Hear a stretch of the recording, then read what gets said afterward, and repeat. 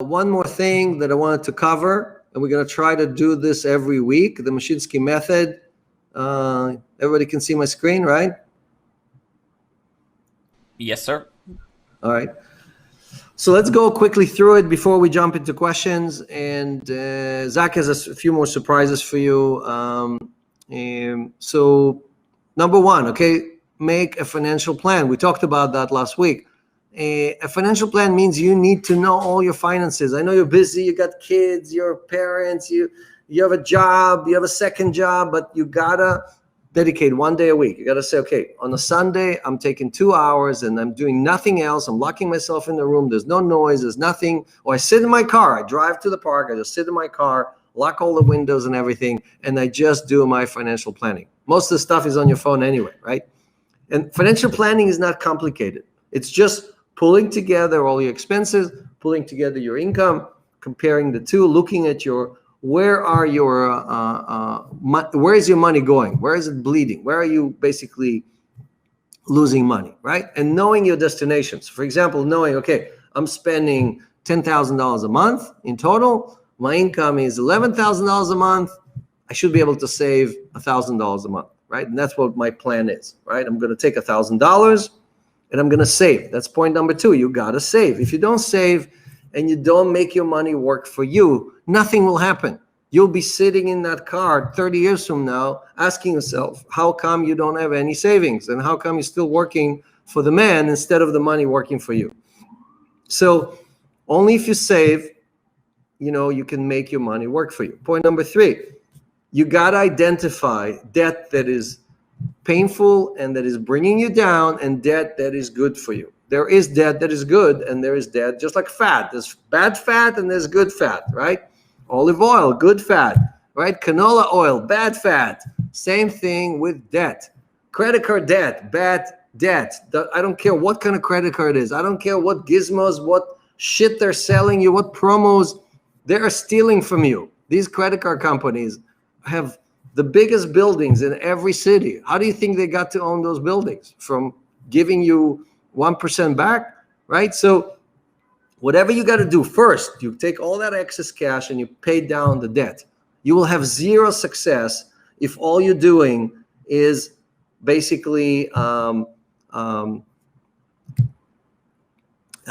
saving while you're paying 24% for your credit card on your credit cards, right? So definitely we don't want any of that.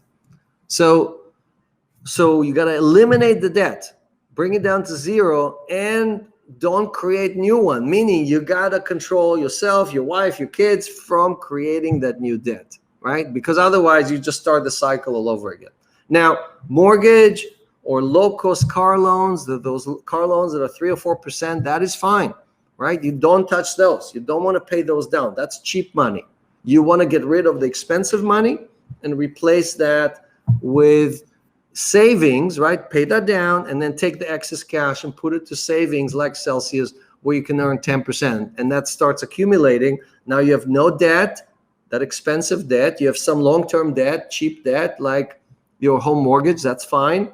And you're earning 10%. You're paying 4% to basically own your home and you're earning 10% at Celsius. That is a great formula to create wealth to get to retirement, right? Next one. Grow your savings. So again, every time you're about to spend, every time you're about to use your credit card, you got to think, where do I put that money? Do I put it in a savings bucket or do I put it in I'm never going to see it again bucket, right? The minute you spend it, I don't care what you bought, there is almost zero chance that whatever you bought is going to be worth more than what you paid for it. Anything you bought in a store or in a mall, I guarantee you will not even get 50 cents on a dollar if you try to sell it. The second you walked out of the store, and you try to sell it to somebody else, it's worth less than half. Where if you put it on the other side, every Monday you wake up and there's more money. So what do you want? More money or 50% of your money? I might bring 50 to come and explain it to you if you don't get it, okay? That's what we're going to do. We're going to hire 50 to explain it to people. So point number 5 is how much you need for retirement. Right? So you need to know that numbers. There's a big difference between I'm going to save enough for financial freedom, meaning it's going to pay off my bills, and retirement. Retirement is what happens if I stop working. Do I have enough money to pay all of my expenses, even if I don't work at all? I want to go and volunteer. I want to travel the world. I want to do something else, right? So it's a completely different plan. There's plan 1 and plan 2. So when you sit in that car on a Sunday for 2 hours, spend at least half an hour planning your retirement and thinking, what does it look like? Just close your eyes and imagine, what is my retirement looks like? Where am I going to live? How much am I going to spend? Where is that money going to come from? And unless you're saving for it today, that retirement is never going to happen, unfortunately. For most Americans today, there is no retirement. So, all right, so that's point number 5. Point number 6 is never stop learning. So there's always new ways of earning yield. Celsius captures some of them, but there are other ways as well. It doesn't mean that, oh, I put all my eggs in one basket in Celsius and I'm going to watch that basket very carefully, right?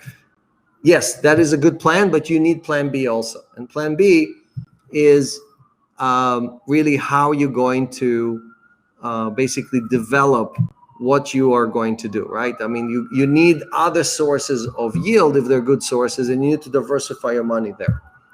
And the last one is manage your risk, and that's, again, watching the basket.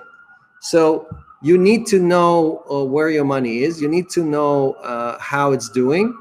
And I have a link here. Let me see. One of these links is supposed to Plan C. I don't know if you guys saw Plan C. Do I have it here or no? Yeah, he's one of our most active Twitter community members. Yeah, so I guess I can just find him here on what do you call it? On our